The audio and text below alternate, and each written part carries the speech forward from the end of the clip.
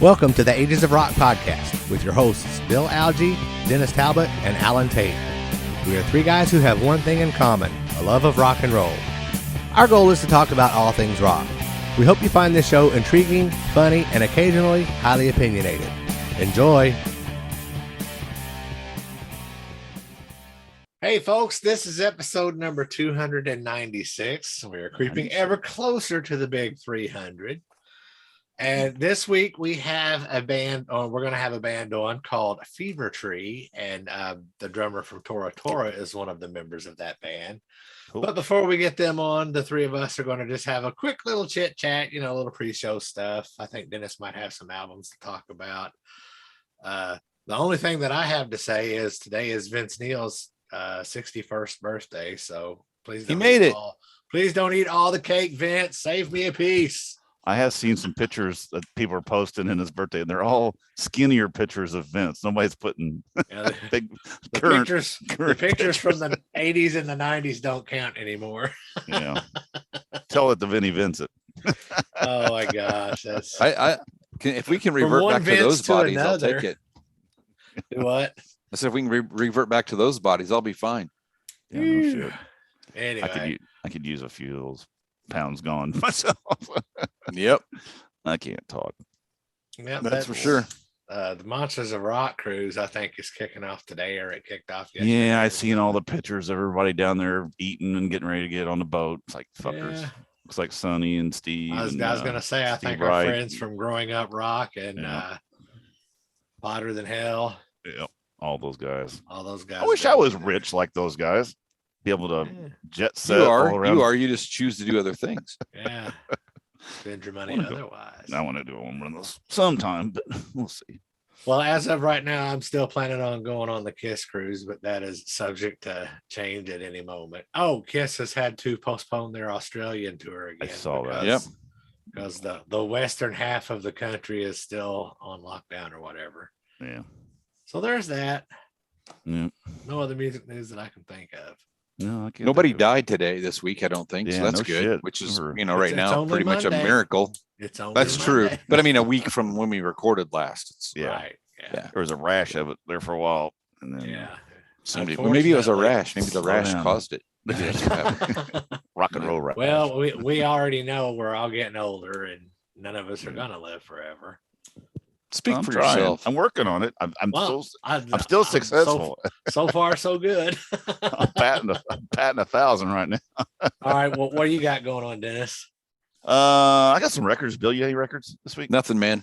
Okay, so I got three real quick. I did cash in some points to Amazon, so I'll be getting some here. I'll be getting quite a few. I've been shopping. Dennis is shopping. But anyway, I did go to, speaking of Motley Crue, I did go to Walmart. And every time I go to Walmart, it costs me about $20 extra because I always find a record. It's not too bad, $20. Though it's not a bad deal. So anyway, I did find the double album, Motley Crue, Greatest Hits in Speaking the red. Of Motley Crue. Yes. So speaking of Vince, because I actually only have the first album. I don't. I got a copy of Shout, but it's so terrible shape that it's in the shit bin. And I don't have any of the other ones on album. Or the cat pit. That's where the cat takes a dump in the shit bin. Yeah. But anyway, so this has got, it's got all the good songs on it. I don't know. Is there any of the Karate songs on here? I doubt it. No. Yeah, I didn't think there was anything from. No, there's nothing. There's nothing past Theater of Pain on there, I don't think. No, they've got Saints of Los Angeles on here. Oh, okay, maybe so. If I Die Tomorrow, I've got that too. I've had that for a while. I just Primal Scream. Don't go away. I guess it's got a few. Yeah. Oh, speaking of Motley Crue, I am going to interrupt here. Sure, go ahead. Laura and I started watching Tommy and Pam on Hulu. Kelly wants to watch that, and I've heard it's really good. Actually, is it good? I'm going to watch the whole thing, whether it's good or not. Has he honked the horn with his dick yet? They have kind of a little bit. They've touched. They're still in the beginning of it, though. They've only done the first 3 episodes. Right. He did have a conversation with his dick, though. that's all I'm going to say. Okay, but it's funny because I get the daily newsletter from Rolling Stone magazine or Right. whatever. And one of the things was an article about how they glossed over the Karabi years on that. Right. But, you know, this is about Tommy and Pamela and Sure. the tape and what led up to that and, you know, the fallout from that. So it Right. makes sense that they have completely glossed over the fact that he was even in Motley Crue, other than the fact of one time they mentioned that he's Tommy Lee from Motley fucking Crue. And they showed him sitting on TV, I think watching VH1 Behind the Music or something. And, you know, you see a quick picture of it looked to me like the Theater of Pain era of Sure. Motley, but it went by so fast I wasn't going to stop and look at it again because quite honestly, I'm not that into this show. Yeah. But you know, by the time it's over, I may change my mind because whether it's stupid or not, I am going to finish watching it. How many episodes is it? I don't know. I think there might be 10. Wow, that's a lot. I'm just guessing. I don't know. Is it an hour show? Maybe. Damn, it takes The 10 hours to episodes are explain like- that. The episodes are, you know, maybe 45 minutes. I'm not sure. Okay. We're watching something else that's got short episodes. So it's either that one's got short episodes and the Motley ones are an hour or The opposite. something like that. Yeah, I can't Yeah. remember which is Gotcha. which. All right. So that's enough But the Marvel guy for- that's playing Tommy's character plays a douchebag really fucking well.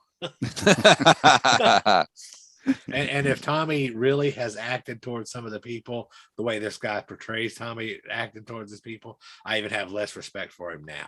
I would say it's probably close to being true, to be honest. That's if what had I to would guess. Probably so. But anyway, I'm done interrupting until you Oh, that's bring your okay. next record up. Okay, so I ended up getting this off of Amazon. I've been looking for this forever. Now it looks different than normal. What is Okay. it? This is Pink Floyd. Wish You Were Here, remastered. Now this is interesting.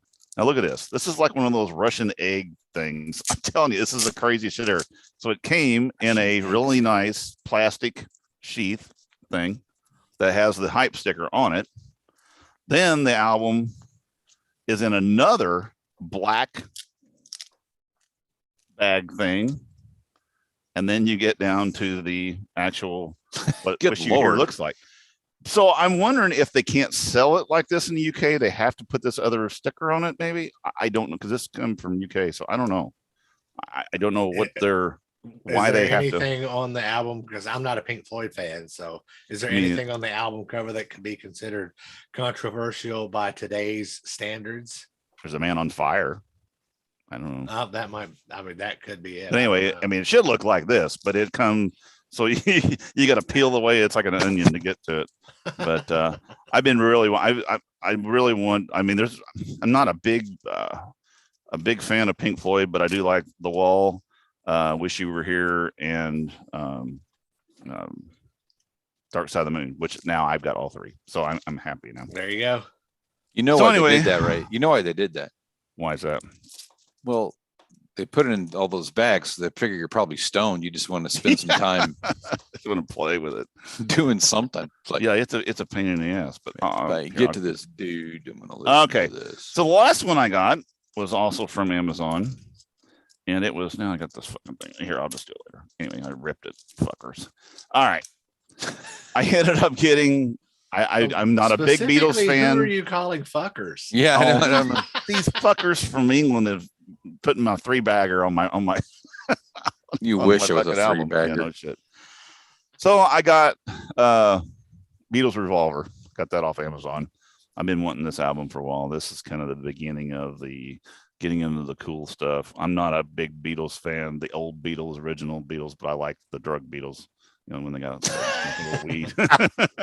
And that's how I describe it to people. I like the chemically enhanced version. Right. I mean, it's got Taxman and, you know, Eleanor Rigby, which that's a great fucking song. yeah. Got to get you into my life and stuff like that. So, you know, Even some it's of a the decent- stuff, you know, where they were transitioning from boy band to experimental band. Right. Some of that's I like a lot of that stuff. So I kind of Back starting Rider here. I and think stuff River like that. Soul maybe still be a little bit of that too. But Yeah. I've been getting all these and on the 180, so I'm real happy.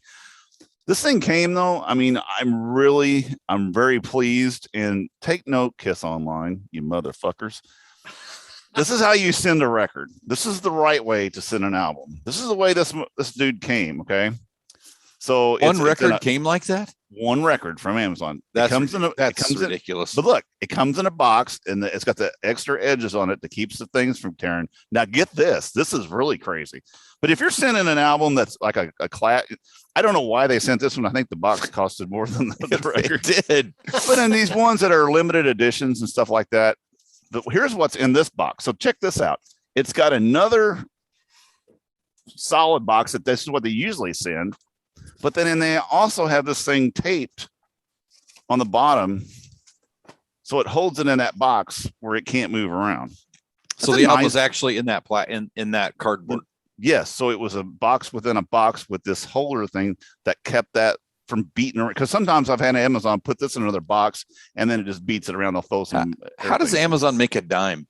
Because I don't know. Costs them like probably $57 for the box. I don't know. Well, but I just thought you got to think though, Amazon is so big. Right. They probably buy that stuff in mass quantities, and they can get it dirt. I've never got a record in that kind of box. Well, I haven't either. I've got them in there shipped really nice from there, but I've never gotten anything like that. So if you can see this, how this is now, you can kind of see in there. You can see that little divider holding it up on the top. So anyway, Kiss Online, if you want to, send these limited edition, really fancy records out without people fucking bitching about them, use this container. This is a good idea. This is never going to happen. Oh, it ain't going to happen. Gene can't afford that. Yeah, no shit. And you know what though? I still say that those records were damaged pre putting them in the box, because those ones, sure they were. Every corner, every one of them was the top corner, and my box came and it was perfect condition. It wasn't beat at all. So what's happened is they dropped a whole shitload of them on the edge, dinged them, and then sent them out. So that's probably some. I mean, in that instance, I think that you probably cannot blame Gene and Paul for that. No, whoever's working in the warehouse did that. Right. And now Gene and Paul might have said ship them motherfuckers anyway. Yeah. Gene and Paul probably had no idea. Right. No, they did. Well, that's what I'm getting at. But even if they did know, they'd have probably said ship them anyway. They'll buy anything, just ship it. They'll buy them anything. So anyway, so that's my that's what I've got this week. So I'll be getting actually quite a few. I've got one more right now that I bought that hasn't made. Actually, I got two more because I didn't end up going to Walmart and getting that one. So it's coming. It should be here, I think, Thursday. I've got another one that's coming. It's an anniversary special edition one. So I'll show it when it comes. Cool. But like I said, I'm going to use up my Amazon points. So nothing wrong with that, man. Nope. So that's what I got. And then other than that, I know really big news or anything. I just wanted to, I thought that shipper was kind of cool. A little overkill. More excited about, it's like a kid at Christmas. He's more excited about the box and the content. I did. I said, Kelly says, I think you got your record. And I'm like, not in that box. And then I was like, wow, that's really cool. What else would be in there? Like an air filter? It looks like the size of air filters come in a bigger box because I have to special order mine. Oh, have you? Yeah. When they put my new furnace in way back when, they put some odd size furnace filter box in there. I'm like, what the fuck is wrong with you people? If you thought that you were doing this so that you could be the only one to sell me furnace filters, you're wrong. Yep. Anyway, what you got, Bill? I got a whole lot of nothing. There. That's what I got. I got nothing, man. I haven't been listening to stuff, but no, I got nothing. I got nothing. All right. I did go to the book broker today. He had nothing, absolutely nothing. He had less than you had. He had more than nothing. He had so little that Dennis had to give him something. It's down to one box now. Yeah, it's really sad. Is it really? Is that bad? Yeah, one box, and it was just trash. Had fucking 6 different Neil Diamond albums in there. It's like, who gives a shit about Neil Diamond? Wow, that's Neil crazy. Diamond. Yeah. Yeah, exactly. He's like, what's all my albums doing in this bin? That's funny. All right. Well, if you fellas ain't got nothing else, we'll just get on here and talk to the guys in Fevertree. Sounds good. All right, folks. We have got Memphis Southern Rockers Fevertree here, and they are releasing their album Social Mediocrity on February 25th of 2022, and they recently released the music video single More Than Enough. How you guys doing, fellas? We're doing great, man. How are y'all? Very good. Good. Good. Very good. Very good. So, Good. So is this? Yo. Go ahead, Bill. No, go ahead. I was just going to say, tell us about your album, tell us about your single, and we'll go from there. Okay, the single is called More Than Enough. It's a lyric video that we released on YouTube. The photos were done by our good friends Danny Day and Dan Wireman and Kim Allegriza. Yeah. Yeah, and she also put the video together. Since it's a lyric video, the lyric content is sort of talking about just being grateful for what you have, you know, and because a lot of times, you know, you see other people that have more and you seem like you want that. And this is just talking about being grateful for the things you do have. So that's pretty much it on the single. So who's the songwriter? Who's the primary songwriter for the music for the album? You guys have it's collaborative or? We all do it. All of us. We all contribute parts, and you know, Michael have come up with an idea. I'll come up with usually like a verse and a chorus, and then we'll finish the song and then finish the lyrics, and it's sort of a team effort. That particular song was actually written at practice one night by accident. Yeah. Pretty well. It was one of the quick ones, you know, when you know, you just get in a mood and get in a groove, and it just happens. Yep. So actually, usually what happens is that Tim's out smoking a cigarette and we're just waiting on him. And then he hears us jamming and then runs in and says, wait, keep going. And then does this. So that's not Then he gets the writing credits. Is that what you're saying? well, yeah. Yeah. Yeah, some of the best songs come that quick too. That's the one thing, you know, you can work on something, and all of a sudden, just out of nowhere, you know, one will come up. Yeah, that turned out good. You know? The ones that are spontaneous, just there's songs on the new record, Social Mediocrity, the music was written 2 years ago, and we just finished the song for the record, and then like that one, More Than Enough, was written one night by accident, you know, right before we recorded the thing. So you say this was written a couple of years ago. Am I correct in assuming that COVID kind of pushed everything into a hurry up and wait situation? Yeah, some of it. Some of the songs were written, like I said, a couple of years ago, and we actually had a whole summer of gigs planned when COVID hit, and then everything got shut down. So we decided to, you know, rehearse. rehearse and finish writing the record. Put our efforts into the new record. So how many songs are on the new record? 10. Okay. The first record, Lessons Learned, it had 12 songs, and we actually had 11 songs that we were going to put on this one, but we ended up scrapping one of them that was Rocco's favorite. Yeah. And with 10. And that song was supposed to be on the first one too, and it didn't make that one. What was the name of that first album too? I was going to write that down. It was called. The record was called Lessons Learned. Lessons Learned. Okay. Right. And yeah, I'm really digging the new song. I like it a lot. I think it's got a couple of influence. To me, it's got a little bit of Great White sound to it, a little bit with, you know, the guitars at the very beginning, and then like on the chorus part, it's just a really good 70s, 80s kind of Southern rock kind of. I don't know. It's hard to pin down. I was listening to it in the car this morning, and I was like, I can't quite pin it down, but it's got some good influence. It sounds similar, or it sounds something that reminds me of something, you know. But it's familiar. Yeah, familiar. There you go. Yeah, I like it a lot. Dennis isn't good with those big words sometimes. Yeah, like gymnasium. Yeah. Of course, I have a bad habit of forgetting words as they're coming out of my mouth, so I've never even thought.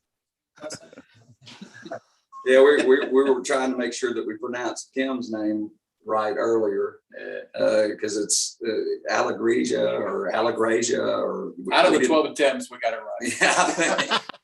We got to narrow it down. She got a last name like mine, so it's all screwed up. Mike's our Italian in the band. I just go with Rocco. That's it. No last name. Simple. It's simple. It's just people will remember that, and then Yeah, that's the vote. That's the way to do it. There's Prince, and then there's Rocco. So there you go. Yeah, I mean, they're built about the same. So do you guys go to a big studio for this, or did you do this at home like a lot of the people are doing now on a home system? We did it with our friend Dan Ward. He did our first record as well, and he has a studio in an area in Memphis called it's the Cooper Young area. It's in the Midtown area of Memphis, and it's in an old house. People, I don't know if you guys are familiar with Sean Lane.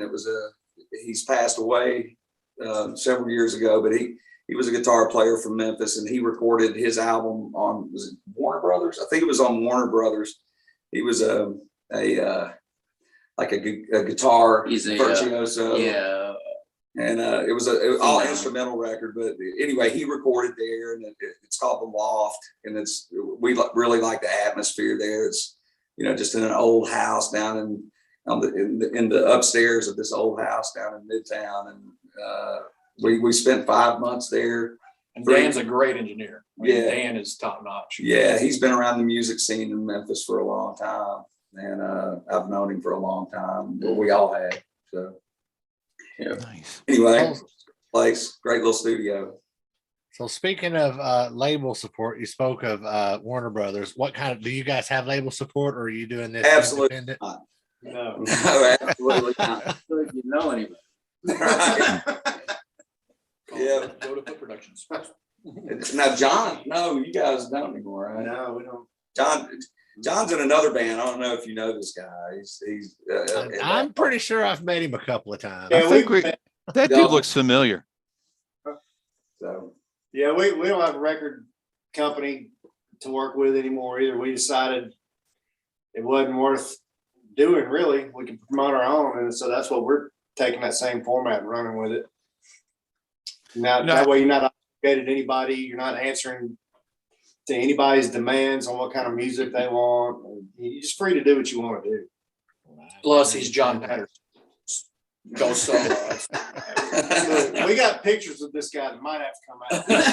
Yeah, absolutely. Yeah, well, we'd be glad to post whatever you send us, so it's not a problem. Pictures that you cannot unsee. Never mind. We'll get signed though if you show them. I tell you that. For sure. Rocco's if it'll get you signed, it don't matter, right? Yeah, right. Maybe on Pornhub we'll get signed. They might even put a warning on it. I think that's where. I think that's the. I think isn't that the site you go to? Dennis? Oh yeah.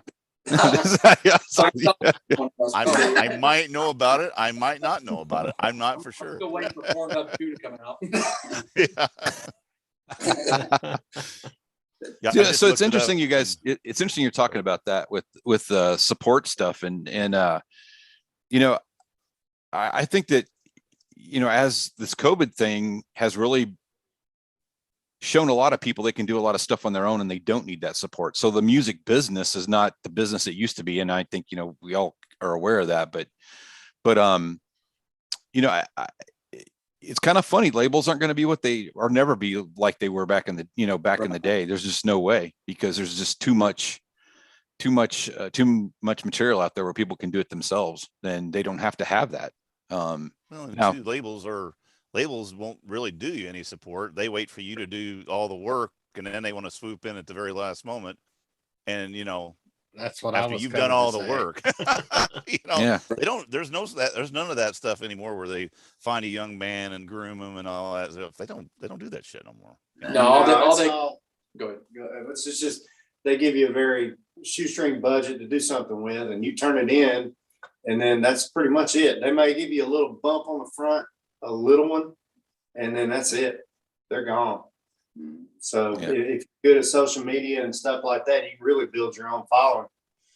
And I think that's how a lot of these young artists now are doing that, is with social media. Then the record companies come along later, because I guess, they see something worth investing. Records just don't sell anymore. No. Everyone goes and buys a song, or they steal it, The artists make their money off of touring and playing live now. It used to be the other way around. They made money off record sales and toured to support it. Well, now they got to tour to make money. Yeah, for sure. So I got a question for you. Guys will buy vinyl though. We do buy. Yeah. Vinyl. Well, no, that was going to be my question. So, Yeah. so as a new, a band putting out their second record, somebody had asked me, a buddy of mine from a previous show that we did had asked about, when newer bands or early bands are coming on board, what's the, vinyl is making a comeback. Huge. So, a huge comeback. So to you guys, is that an important media to get out there, or is that something that it's so expensive, it's hard to get out there, but you'd like to get there? What's your guys' take on that vinyl? is a goal. That is a goal. I actually work for this company, Memphis Record Pressing, which is one of the largest in North America right now. We're actually in the middle of a big expansion, but yeah, vinyl is like booming. We have so much business right now, and that is a goal of this band. And I sort of have an inside connection. We'd like to do that at some point. But you're right. The initial production of a record is what costs the most, because you have to have it cut, mastered, the lathe to cut the master, and then the actual stampers, which are what make the record. You have to have those made, and the first print for the record. And so, yeah, I mean, it can be expensive. It's not like astronomical where it can't be afforded, but I mean, this band, we everything we've done has been from, we throw our money in when we play gigs, and that's how we pay for our studio time. That's how we pay for everything we do. And so, it'll take us a minute. We're going to release this record, which is going to be released on the 25th of this month. And we'll release it on all the digital platforms first. And we're going to have some CDs made just to have something physical to sell whenever we play out, along with T-shirts and stuff like that. But the goal is to eventually put this record and the first one out on vinyl. So Can you give us any idea what putting a record out, like what you're talking about, what does that cost? Can you give us any? I mean, don't give us what you're talking. I mean, what you are going to pay. I'm just curious as to what it costs somebody to do that. If you're going to print 100 records or 300 records, I have no idea.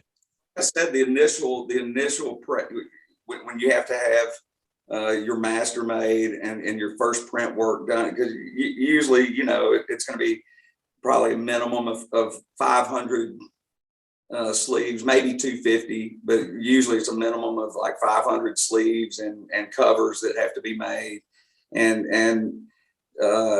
So, and like I said, the mastering. And so you're looking at probably, I don't know, at 2,500, 3,000, maybe a little more than that for the first time. But then the next time you already have, your stampers and you have print work that's left over from your first run. And so it's cheaper, the more times you do it. Yeah. Thanks. I had no clue. I've always wondered what it was even to get in the game. So I didn't have any idea. But I think vinyl's for a setup like ours or a band like ours, you got to get out and you got to get the record, the album, the music in front of people first, get them to listen to it, get them to come see you, and then you can put the vinyl out. Sure. If the vinyl have to begin with, unless you're, historic, you're a historic band or something, it's really not going to do much for you at that point. Yeah. Yeah.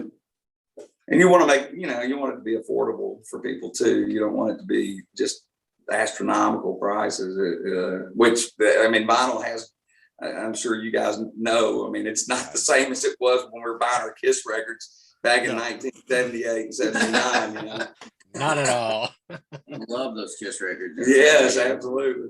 Well, I do like that you brought up that if you're not an established artist, putting out vinyl is not a good idea, because, Right. I've seen some of, my friends who are still trying to get their footing out there. And the first thing they do is record an album. They don't even make CDs. They put it on the streaming services and they print vinyl. And then they get stuck with, of course, like every other band, back when CDs was a big thing and you could get them done through a disc maker or whatever. Right. Get 1,000 of them done for $500 or whatever. And then they'd sell like 100 discs and they'd be stuck with 900 inventory that they couldn't even give away. That's when you stand at some auditorium or concert venue and hand them out. Right. You tell people, hey, we're playing at this club tonight. Here's a free CD. There you go. If it makes you feel any better with can koozies, if you buy 500 of them and you're a We've podcast, had them for 6 years. you gotta, I mean, I just put them out in the yard. I'm like, They multiply. somebody I swear to take God, they this. multiply. We put They them away do. for a year. They do. And they're like those tribbles on Star Trek. They just keep fucking growing, dude. Literally, if you pour a beer on them, they multiply into 10 by 10 every time. It's ridiculous. Yeah, we bought those 4 years ago. I think so. I don't got know. them. They're fucking everywhere. I go there. They'll pop up. You'll see one run across the floor. You know, it's crazy. So now I'm working on. I got a bunch of stickers I'm sitting on, but that's okay. Stickers don't take up a lot of space. We'll put the Yeah. stickers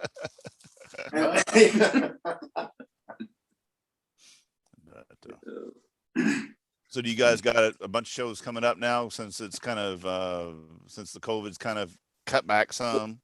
Well, actually, no. We just play.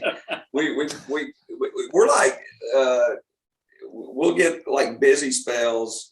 You would have to come be around a rehearsal or something to know how this band is. It's sort of like Mike said it the other day. It's sort of like herding cats. You know,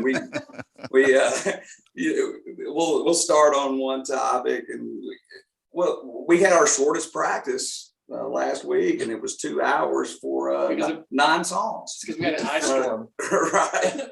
So yeah, we'll get out here sometimes and rehearse for 4 hours and maybe play 3 or 4 songs. You know, it just depends. But yeah, we did a benefit with us. There were 6 bands this past Sunday, and this coming Friday we're playing at a place called the High Tone here in Memphis with some friends of ours in a band called the Comancheros from Missouri, and those guys are something else.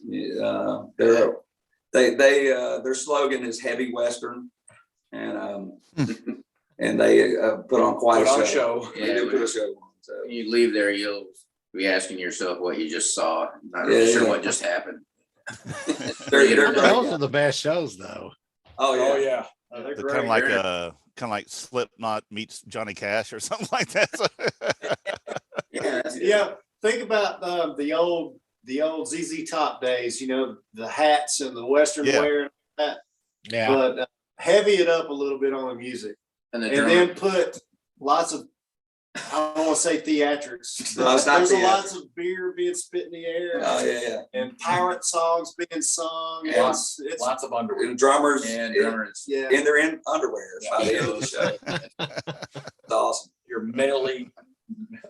But it'll be a fun show. We'll have a blast, and we'll get to promote our record, and we're still working on a release date to have a release party here in Memphis with all of our friends, and the music community is pretty tight in Memphis. It's pretty cool. You know, you can like the benefit we did last week with 6 bands. You know, it's like place was packed out, and you know everybody there knew each other, and it was just a great time. So, and we raised money for a great cause. Yep. For a home. Maybe you guys should all get together and have the organized chaos tour. Oh yeah, we should. absolutely. Yeah, for sure. Yeah. Yeah, we hope to have the release party mid-March, late March, something like that. Just looking for the venue now to do it. Yeah, hopefully we get that together the next week or so. So the Well, shows that you're doing, are they mostly there in the Memphis area, or are you getting out very far from there? Mainly in this area. We play over in Arkansas some, where Rocco's from. We've been as far as Oklahoma. Oklahoma. Yeah. Cool. It just like the last couple of years have been with COVID, it's been a little crazy. It's kind of, you couldn't play at all for a while. Couldn't do anything. You know, they shut down. So Well, when you guys get ready to get your date set for your release party, have Kim shoot me an email, and I'll make sure we blast it on our social Absolutely. media. Absolutely. Thank you. Thanks so Appreciate much. it. Be awesome. Now- We're trying to build the following, Yeah. and we're all idiots when it comes to You're in good company. I'm amazed that we were able to do this.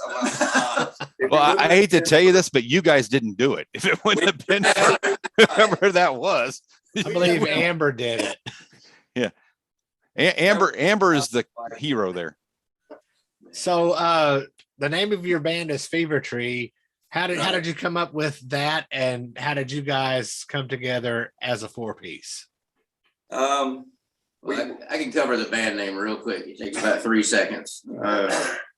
John, myself, and Tim were rehearsing one day before Rocco was with us, and after a bourbon or two, let's say, we were listening to a song that had a line in it about a fever tree, and we went, "Yeah, It was actually a Brother Kane song. Yeah.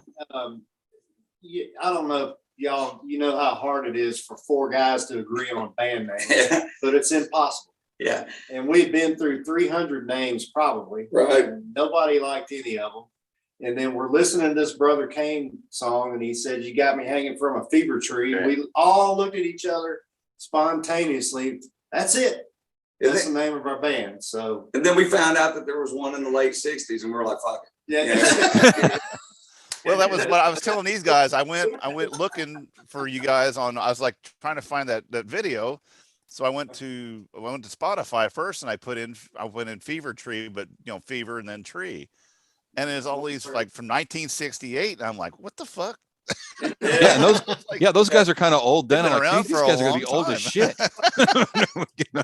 And then I finally figured out that I found the YouTube video, and then I finally figured out, well, no, it's one word. It's not fever tree. Right. If you do it one word, then it shows up.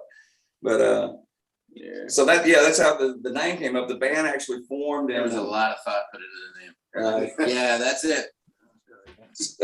They lost a bet and had to hire me, so I came away. That's true. So the band formed in November of 2014, and John was on a break with his band Tora, and am I allowed to say that? Yeah. Okay. So gotta check with the attorneys. Yeah, right. Tour. So and he was filling in for some more friends of ours, a band called the Shotgun Billies. We're playing downtown, and John was filling in on drums for him. And I went down to see him play, and we started talking. We were like, "Man, we should get together and jam. Let's try to put something together." And so we started looking for a guitar player, and we found Mike on this site called Band Mix, but we were too cheap to buy the membership so we could get his address. And so we just sort of waited, I guess, like it would just happen, and so finally I think I paid for it. The kids nowadays call that stalking. Right. So we got when Mike. too cheap, it was like $10. Yeah. Hey, broke is broke. So anyway, we got Mike, and then we had we found our first bass player, that Kyle, that was with us for 4 or 5 years. 4 or 5 years. Yeah, and then we ended up taking Kyle to dinner one night, and he didn't come back. And, Took him to the train station, huh?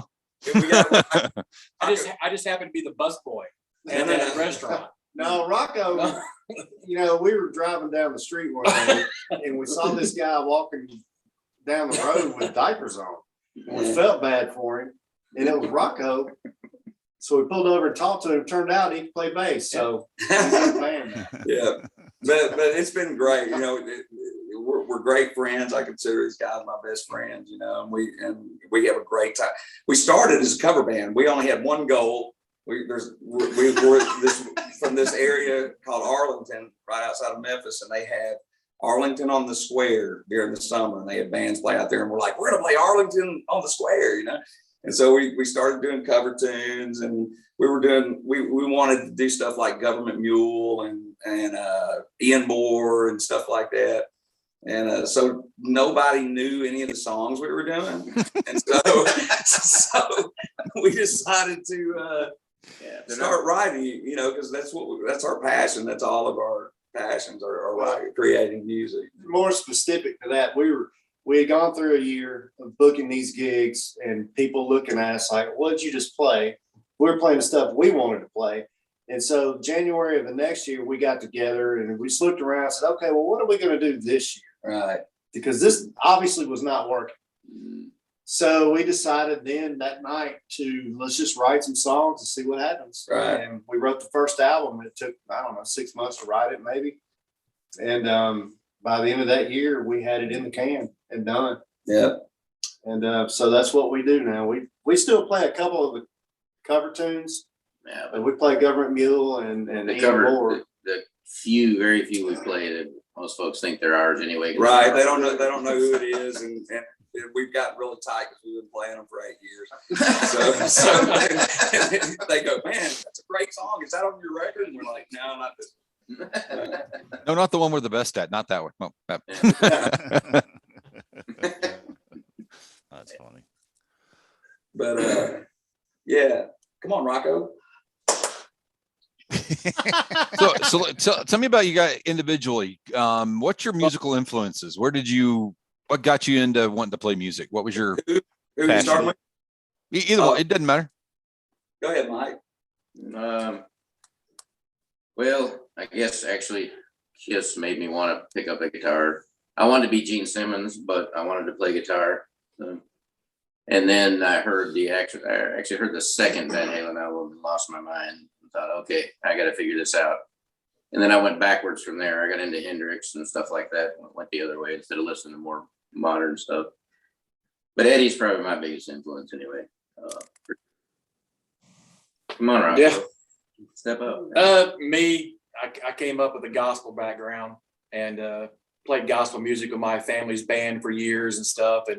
And my dad didn't really want me listening to rock and roll, but he loved blues and jazz. So I got to listen to a lot of that. So I grew up a lot of blues and jazz. And there was also this really amazing local country singer that y'all may not be familiar with. His name was Tim Earle. And he was a country guy, laid out a phenomenal country album. And I was a big fan of them too. And they kind of produced me and going pretty good. Whatever. And we converted him into a rock bass Yeah. player instead of Tim Earle's bass player. Okay, Johnny. I'm similar to Mike. Got a lot of Van Halen in my background. But the very first song I learned, I was in concert band in middle school.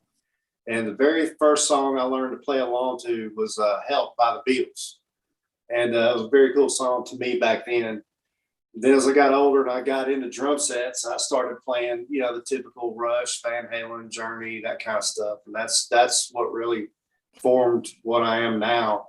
Today, I don't listen to that kind of more progressive now, what I listen to. But that's what pretty much formed me into my playing style now. Was that 80s or late 70s. Yeah. More of the heavy stuff, not so much of the glittery rock, but The glittery rock. glittery. Yeah. glittery. I think Glam rock, right? Let's call it glam. I Yeah. didn't get into that too much. Whatever. Your hair says otherwise. Yeah. I don't have any hair. You did the old tour hair says differently. So I guess mine, the first stuff that I really listened to, my mom is a big country fan. So I used to listen to a lot of Larry Gatlin and Porter Wagner and, a lot of stuff like that. Saw Hee-Haw every Saturday night. I had Chet And, Atkins in my house. But then in I guess the 9th grade, no, it was the 8th grade, I discovered Kiss. And I became a fanatic for, I guess, about 2 or 3 years. And then, then it progressed. Actually, it was Kiss and then Van Halen. I started getting into them, and then Leonard Skinner. And so I went from Kiss and Van Halen to Skinner and the Eagles and a lot of the Southern stuff. And I had a pretty eclectic collection of. Don't sound Southern. What? He doesn't sound like he's from the South, then. I don't know. Some people will beg to differ with you on that, but anyway. So yeah, I've listened to a lot of different things, and I think that it sort of that's sort of what makes the band. Everybody has different influences. My favorite band now is Alter Bridge. I love those guys. Nice. Yeah. Yeah. My son turned me on to them. And I was like, and at first I didn't get it. And then I was like, man, this is great. So anyway. He's a great singer. Yeah, I love Alter Bridge. Those guys are fantastic. Yeah, I'm looking forward to your album coming out. I'm looking forward to actually going back and listening to the first album. I didn't realize it was on there, so I'm gonna have to check that out too. So I'll give me some until I get to listen to your new one. So I'll be checking that out this week for sure. So will the new album be on like Spotify and YouTube and all the streaming services? Yeah, it'll be on everything, Apple Music. It'll be on our website. It'll be on our website too, fevertreeband.com. Yeah. Is that what it is? Yep. Good. I'm glad. So yeah, fevertreeband.com. Second favorite one on your favorite list under Pornhub, right?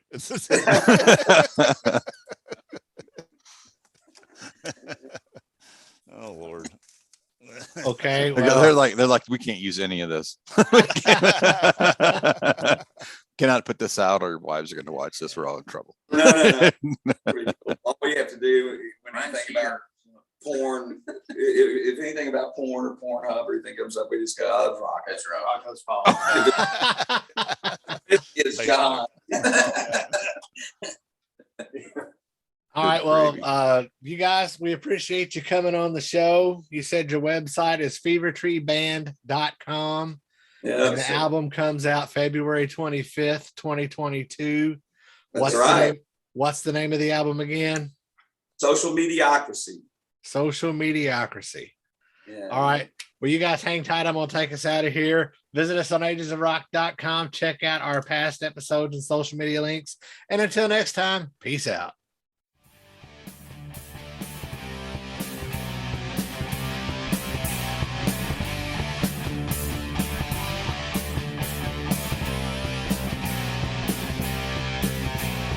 Thanks for listening to the Ages of Rock podcast.